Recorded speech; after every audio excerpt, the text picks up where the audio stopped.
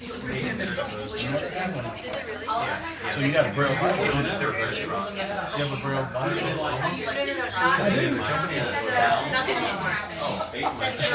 I watched this movie, The Book of Eli. You ever seen that? Heard it? Let's go ahead and get started. That's what that story was about. It was about So we're on the second lesson where we're covering the Psalms. There is material on the chair here for next time will be in Isaiah. Note that that's a week from today. We'll have a class on Wednesday because of the meeting. Let's review a little bit what we talked about last time. These are just the objectives. Do you remember the criteria we talked about for determining if a psalm is messianic? It mentions the Son of God. Good. Yes. Yeah. Right. Both of those actually. A or the Son of God, Jehovah, referencing David or his descendants. We'll look at that one a little bit more today. And then the kind of slam dunk, I guess, is if it's quoted by Jesus or the apostles as messianic. And by the way, it's probably worth noting there is a difference. Some psalms are quoted in the New Testament not in a messianic sense, just to say, like, you know, this is consistent, or the author says something like that. But the context is usually pretty clear about if it's messianic or not. That's not animated correctly, and neither is the next one. Psalms connected to us. Yeah. So how does messianic prophecy expand in the Psalms? The Psalms connect the dots of these early messianic images that we saw in the Pentateuch, and they introduce this three-character description of the Messiah: the king, and the priest, and the suffering servant. And then the view of kingship in the book kind of changes. We saw this last time as you progress through the book, which is not necessarily in kind of chronological order, but it's arranged to give us a picture of how the Israelites understood this kingship promise to be fulfilled.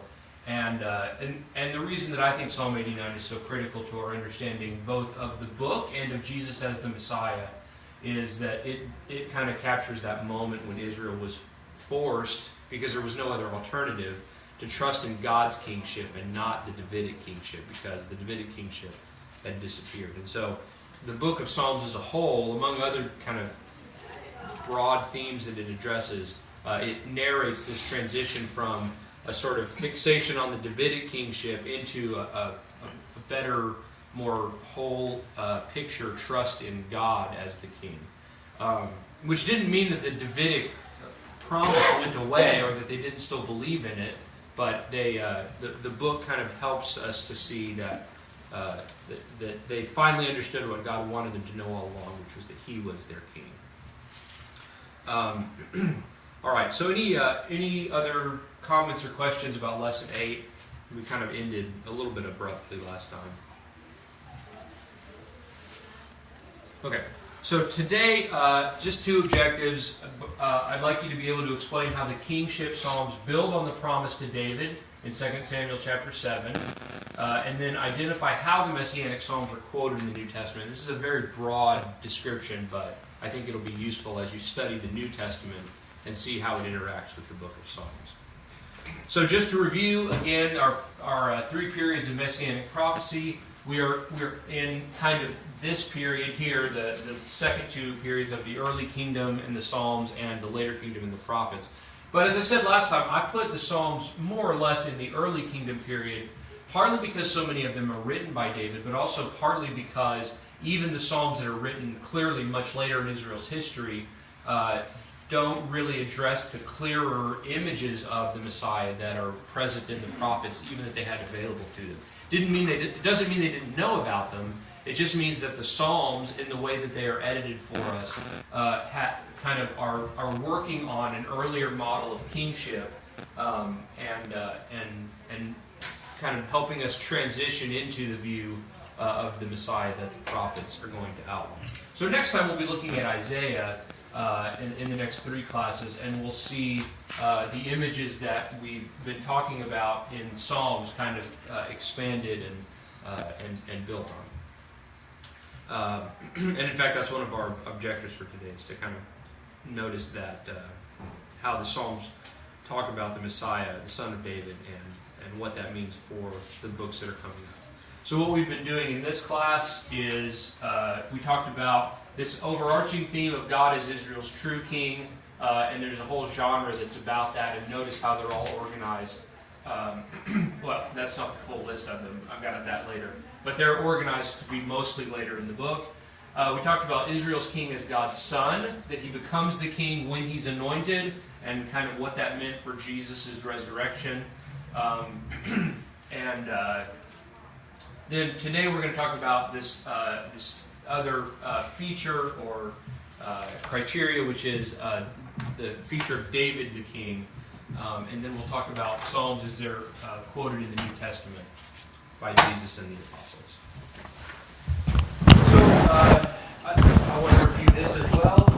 One of the things I'm trying to do is get through all of this review and set up stuff quickly so we can get to the Psalms that I want to talk about today, because there's some really cool things in them. So forgive me for just sort of talking through all this very quickly and not. But we talked about this last time, the place of the Psalms and Messianic Revelation.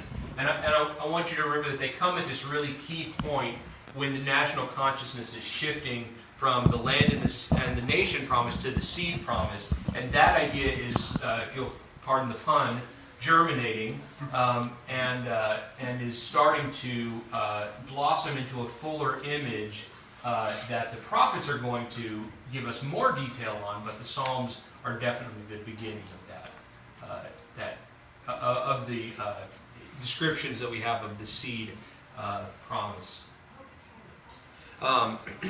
And so for this third point of changes in Israelite thought, we're going to look today at one of these important developments, which is not just a kingship, which had been discussed in Deuteronomy, and then Saul was the king, and there was some confusion when he was removed from when he was killed, about who was going to be the next king and all that kind of stuff. But in the Psalms, we see that it's not just a kingship, it's actually the Davidic kingship, kingship in the line of David. So the kingship Psalms, I realized I didn't kind of put these on a single slide for you to have. I need to make these slides available online. I apologize for not doing that. Psalms of the earthly king, you can see they're spread through the whole book. If you read them, you'll notice the shift in how the king is described and how he's talked about. And it's a shift because you start to recognize some of these numbers. It's a shift towards a more, what we would call, messianic view. And we'll talk a little bit about what that means. And so it's about the duties of the king to execute justice, mercy, and righteousness. We saw that in Psalm 2. References to the lineage of David, we'll see that today. Description of the king as the son of God, we saw that in Psalm 2, and it's in most of these other ones as well. And references to, especially in the early Psalms, to being enthroned in Jerusalem. The Psalms of the heavenly king, on the other hand, which mostly occur later in the book, are descriptions of God as superior to the earthly king. And you can see that in each of these descriptors. So he's not just responsible for executing justice, mercy, and righteousness. God is the source of that. He's the arbiter of what is right and wrong, and what is just and unjust. Instead of the king deriving his authority from his lineage, God is the one who invests them with their authority. That is, he is sort of self-authoritative and is able to pass that on to others, to whomever he chooses, not merely those of his physical lineage. The king is the son of God. God is the king over all the other gods. So again, this sort of this description of authority in the earthly king is superseded by the description of authority in the heavenly king. And instead of being enthroned in Jerusalem, he is enthroned above the cherubim. So again, we're intended to see this contrast and a shift in the book toward God being Israel's true king. But given this focus in the book on kingship and the fact that David was universally acknowledged to be the best king that Israel ever had, he's held up as the model for what a king should be. And that's actually not just true in the Bible, it's actually true even into the Middle Ages and the Renaissance, the period of kings in Europe. David was always held up as the kind of model that kings ought to aspire to.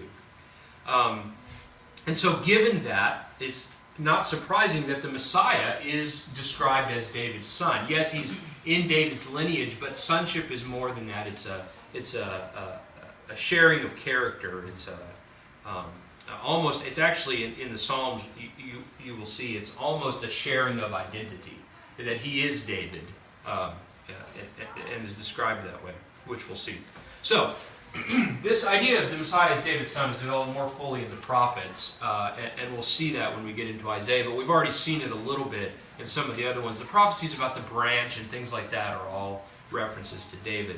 But the Psalms are where the theme of the Messiah as the descendant of David becomes not just a promise that happens to coincide with some later prophecies, but actually essential to the Messianic vision.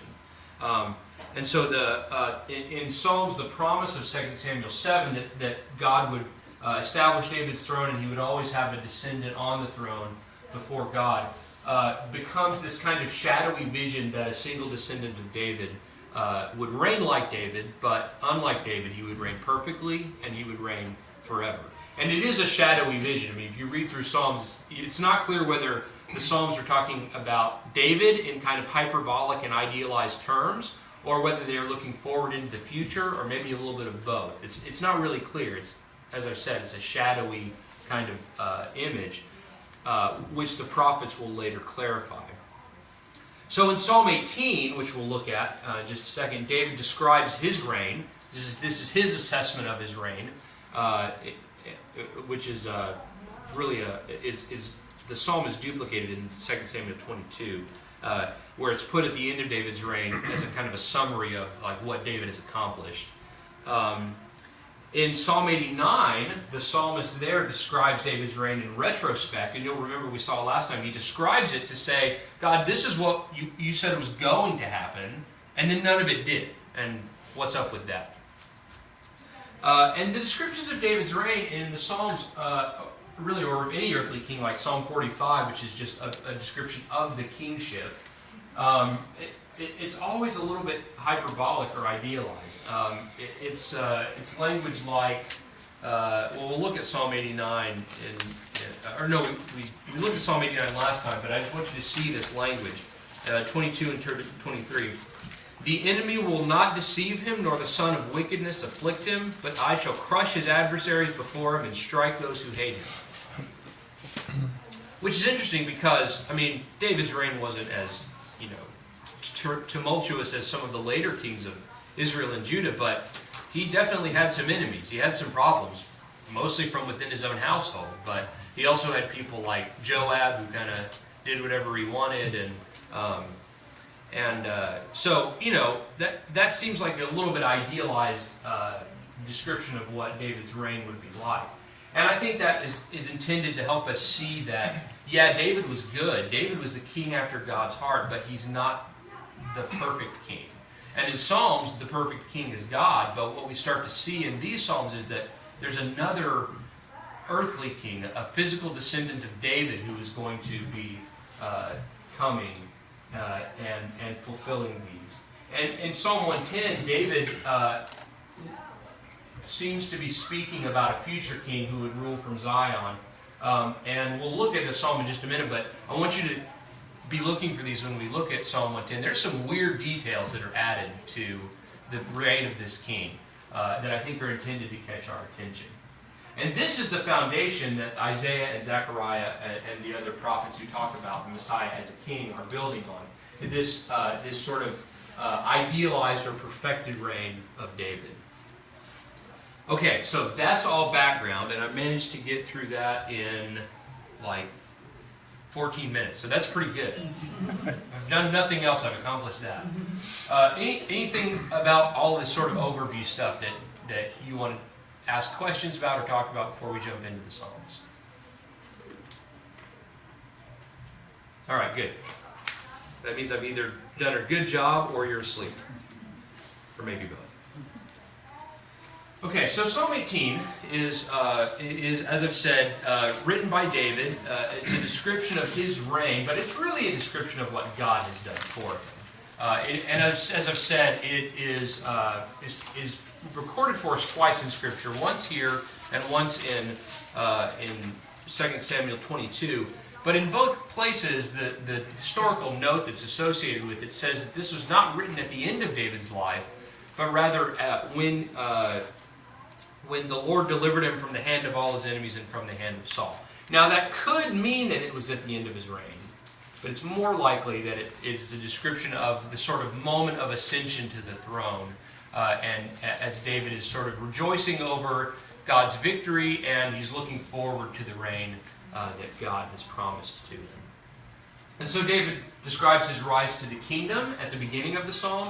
It describes the sort of the battles that he had to fight and how God came to help him in his moment of crisis, or moments of crisis, we would say, looking back at David's life. And it is interesting. I asked you to think about this in the lesson sheet, to sort of look at the descriptions there in the first 19 verses of the psalm, and think about what in David's life he would have described this way,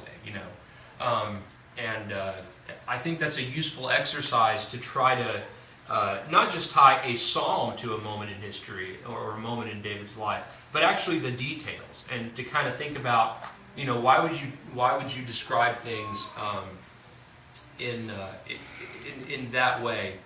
So not in this psalm, but in other psalms, David will talk about being in a dry and weary land where there's no water, which is where he spent a lot of time while he was on the run from Saul. I mean, that image is not just a metaphor. It comes out of David's actual experience, and then he spiritualizes that to describe what it's like to be longing for God. And so things like the Lord is my rock and my fortress and my deliverer. David spent a lot of time among the rocks and in fortresses. And I think he's describing God in this way because that was his experience with God. It was a very real, a very immediate thing for him. And that's very characteristic of David's Psalms. They're very emotional, they're very personal, and one of the things that I like so much about them. So, some interesting intertextuality here. Verses 4 through 6 of Psalm 18 are reused by Jonah in his prayer in Jonah chapter 2. And I use the word reuse there intentionally because he doesn't just quote them. He quotes bits and pieces of them, but they're scattered all through his prayer. And in some ways, I think he's using these verses to organize his prayer in Jonah 2. This is the outline, and he builds on that outline, fleshes it out with his own ideas. Even quotes from some other Psalms as well, kind of ties them together, which is a good model for us to pray from Scripture and from the Psalms. It's not just about reciting a text. It's about weaving your thoughts and experiences into the thoughts and experiences of the people in the Bible whose prayers have been acceptable to God. And so you use that as an outline or as a supplement, and you build your own prayer around that. Note also in verses 7 through 15 this kind of apocalyptic day of the Lord imagery. We'll come back to that in just a minute. But that's very uncharacteristic of the Psalms to have imagery like that. That's much more like the later prophets. And yet, here it is very early in Israel's history, and in fact, very early even in David's own experience. In the middle section of the Psalm, 20 to 36, David describes why it is that God has delivered him, which is important in the context of his triumph over Saul, right? This relationship with God, and David's righteousness, which he mentions several times.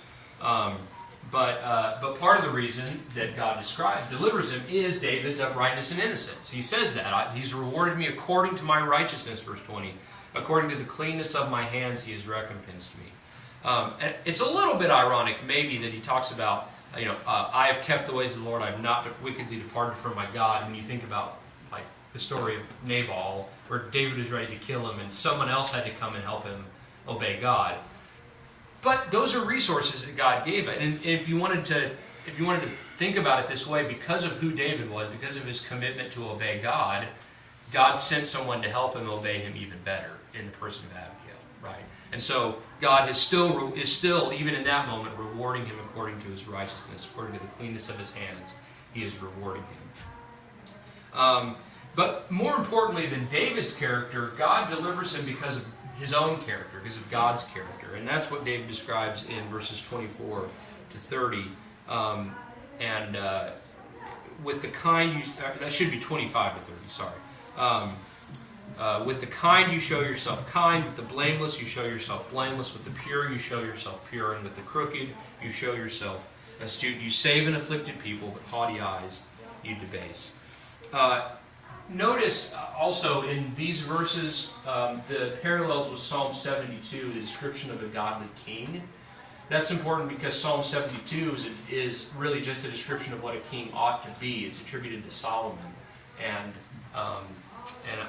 I think what David is doing in this psalm is kind of saying, okay, that's going to be my model. That's what I'm going to aspire to as a king, is to have the character of the heavenly king, caring for those who are helpless and punishing the wicked. So God also delivers him with these rewards of strength and victory in battle, verses 25 to 36. And we should see that as a sign of God's deliverance, because it's God who's equipping David to have these victories. It's a continued sign of God's favor for him and his intent to make David the king by helping him attain the office and defend it. The end of the psalm then talks about David's past and present victories, verses 37 to 45. I pursued my enemies and overtook them. And notice in verse 41 that God does not save those who reject his king. The enemies cried for help, but there was none to save. They even cried to the Lord, but he didn't answer them. You would think, that's not right. God always called. Well, think about that. Why would God not save these people?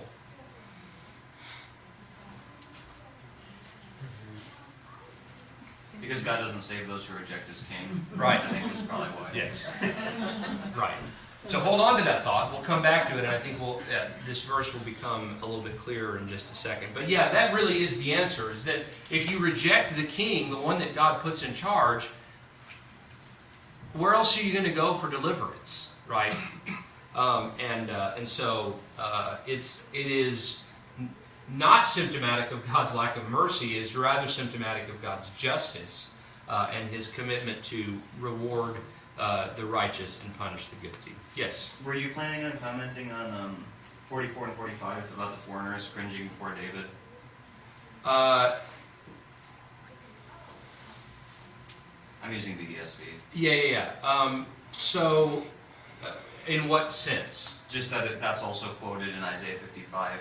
Yes. Okay, right. I was not planning on saying that, but yes, it is. Yeah, and it's applied to Christians, that this idea that Gentiles and foreigners will come to us, and there's a sense that that's part of the sharing with the reign of Christ, I think. That's right. Yeah, and so I wasn't going to talk about those verses specifically, but we are going to talk about this idea of the nations coming.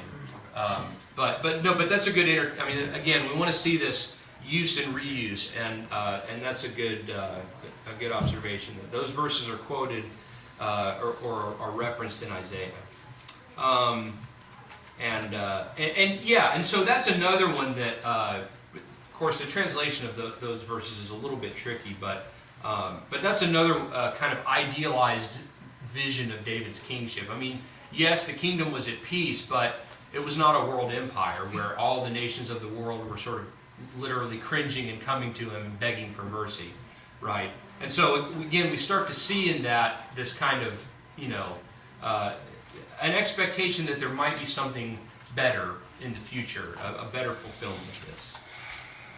And so then, finally, David concludes in verses 46 to 50 with the praise of God for his deliverance to him. And he Verse 50, he gives great deliverance to his king, shows loving kindness to his anointed, to David and his descendants forever. Okay, I said we were going to talk about the nations thing. In the lesson, I asked you to think about verse 49. Therefore I will give thanks to you among the nations, O Lord. I will sing praises to your name. That word nations is the word goyim, which is translated in the New Testament. Well, it's Greek in the New Testament, but it's translated as Gentiles in the New Testament. So, what I want us to think about is this. How might Paul's use of Psalm 1849 in Romans 15 recolor our reading of Psalm 18? So we know that Paul quotes this verse to say this is going to be true of Jesus' reign.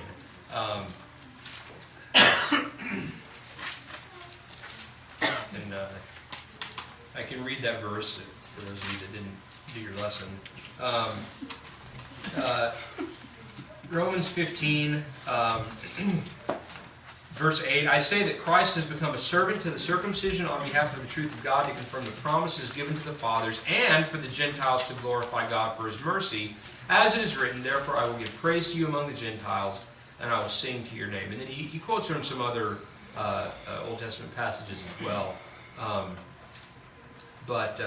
including Deuteronomy and Psalm 117. But I want us to focus on the reference to Psalm 18 here in verse 9. So given that, do you think we should look for other parallels between Christ's life and death in Psalm 18? And what do you see? What do you see in this psalm that kind of reminds you of something that Christ experienced? Yeah. Well, there's times where, like the Syrophoenician woman or the people in Decapolis would come to Jesus looking for healings and stuff like that. So you've got that same imagery, people coming and flocking to Yep. him. Yep. Good. What else? What about with the kind you show yourself kind, with the blameless you show yourself blameless, with the pure you show yourself pure? How did Jesus respond to people who humbly sought him and who kind of came to him on his terms with humility and looking, hungering and thirsting after righteousness? How did he behave towards them as opposed to those who resisted? He would fill them. Right. Fill them. Right. So with the pure, he showed himself pure. With the blameless, he showed himself blameless.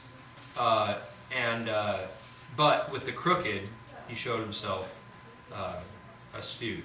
Actually, it's kind of funny. Literally, that with the crooked, you show yourself twisted, which is really just that. It's that responding in kind image. If you're going to mess this up, I'm going to mess you up. Is the basic idea. Almost sounds like A little bit colloquial. a lot of the responses to the Pharisees. Exactly. Yeah. Exactly. So that is very much a part of Christ's character. What about verses 4 through 6?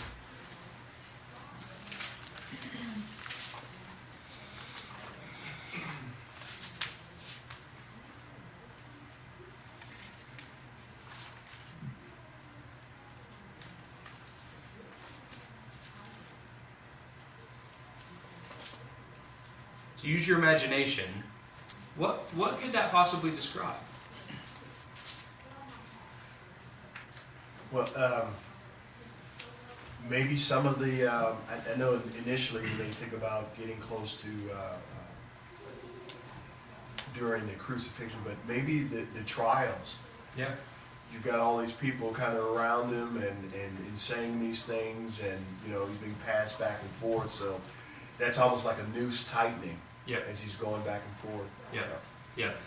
So in fact, I actually think you can look at basically every section of this psalm and see a description of Christ's rise and reign. Christ became the king through suffering and death, just as David did, in a more intense way, of course. I've put some references here on the side of New Testament passages that kind of capture the same idea, and you can look at these in more detail later. I'll just reference them briefly, but but that Christ had to suffer in order to reign. Verses 4 through 6 are quoted by Jonah, and you remember, what did Jesus say was the sign that he would give them?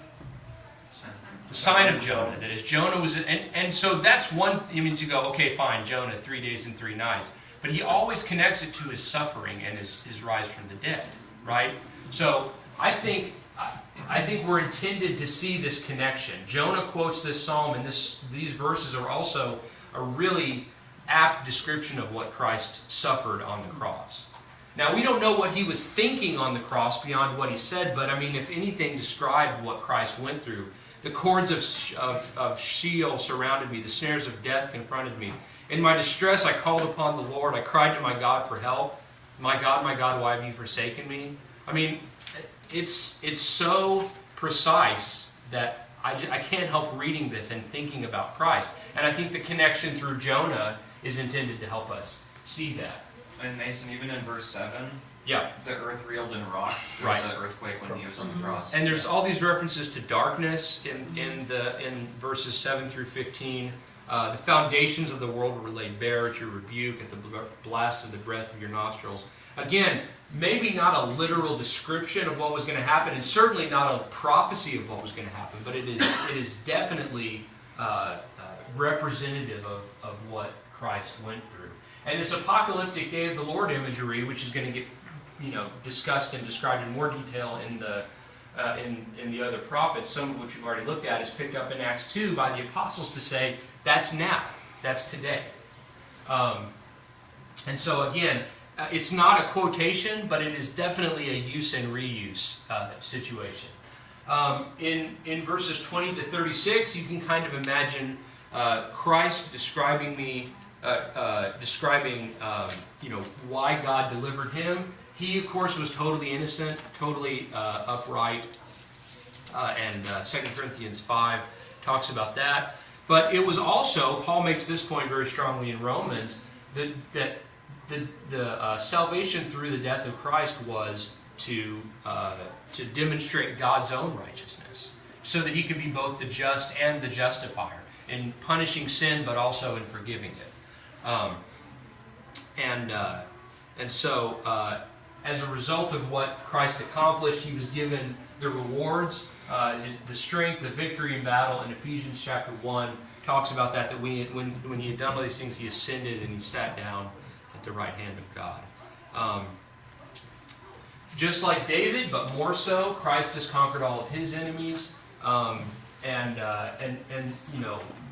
Romans 6:9, Colossians 2:15 talk about that.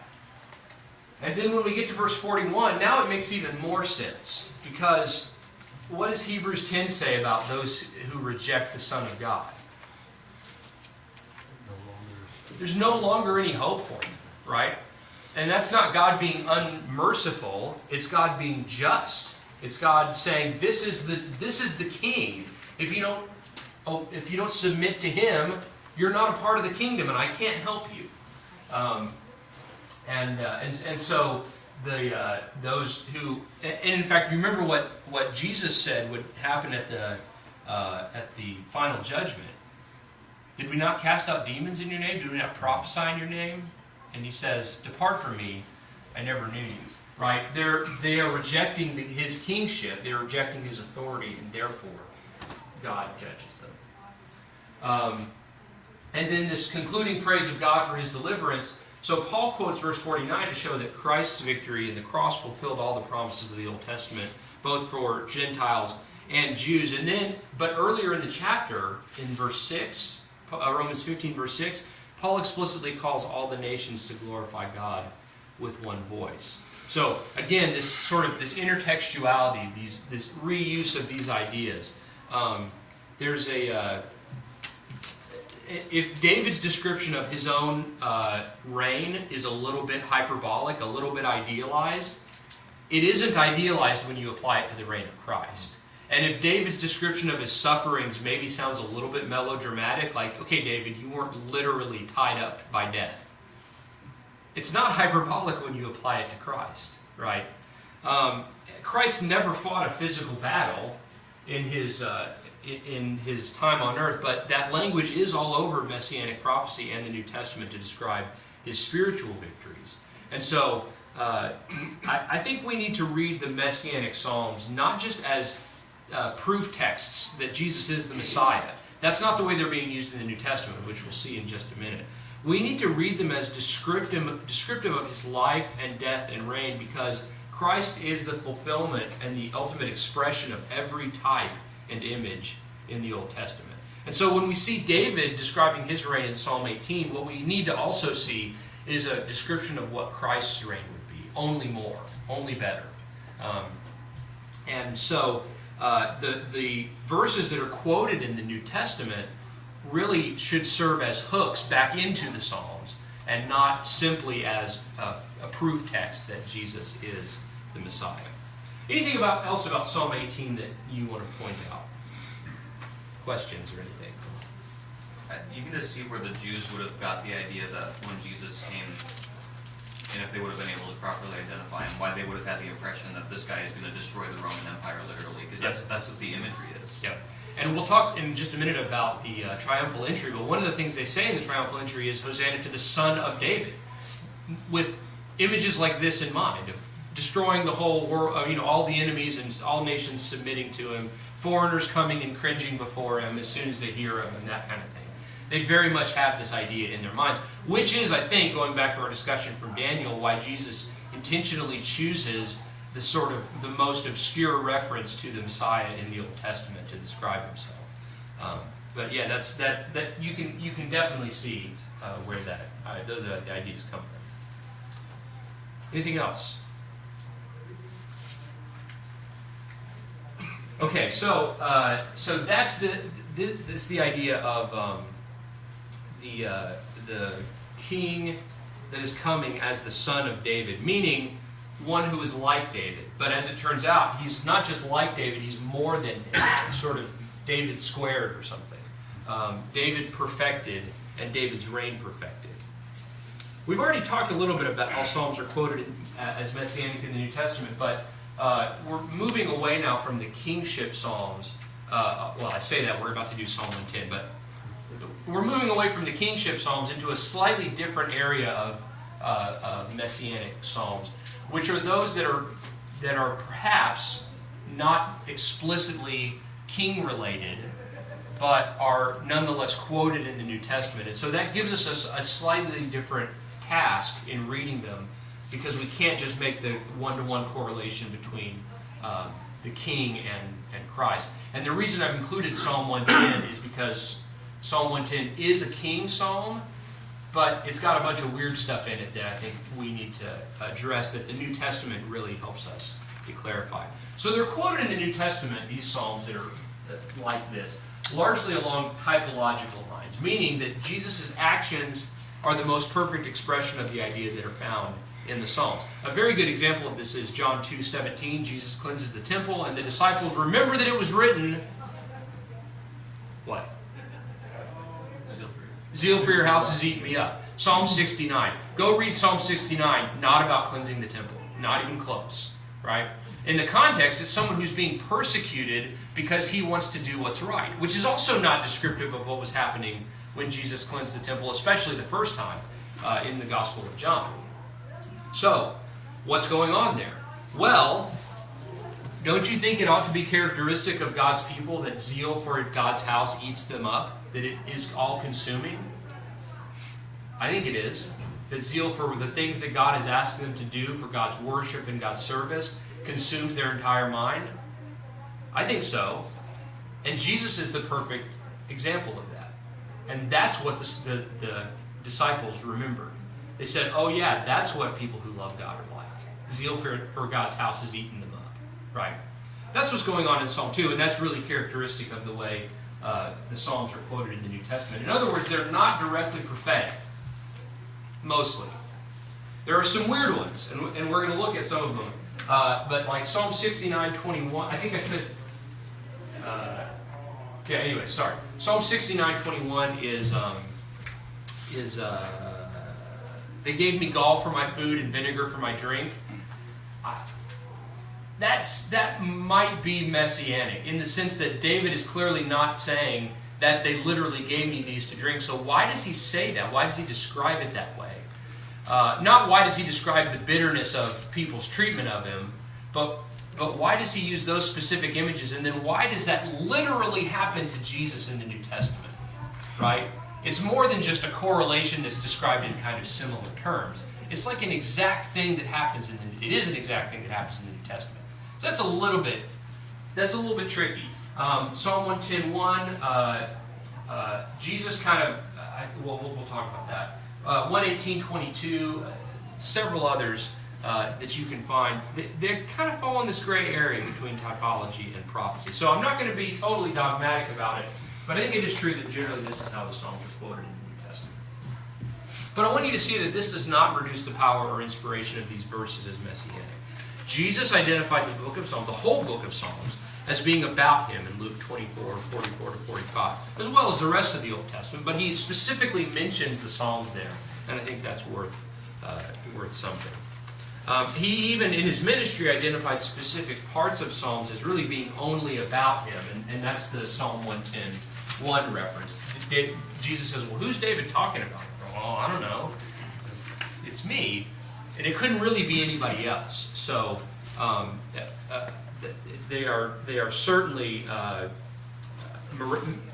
messianic, and they are certainly powerful in that regard.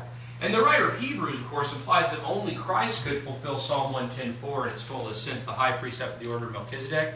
Part of the point that the writer of Hebrews is making is there's no other way for that to work except for someone who's not from the tribe of Levi, someone who could supersede the Levitical priesthood in both time and imminence to fulfill that.